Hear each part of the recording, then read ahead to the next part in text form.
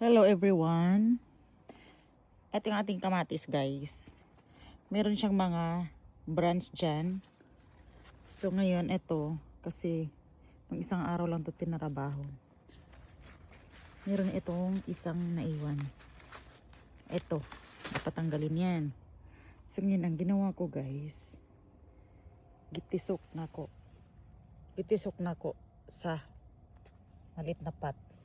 So, ito yung nangyari. Yan guys, buhay na.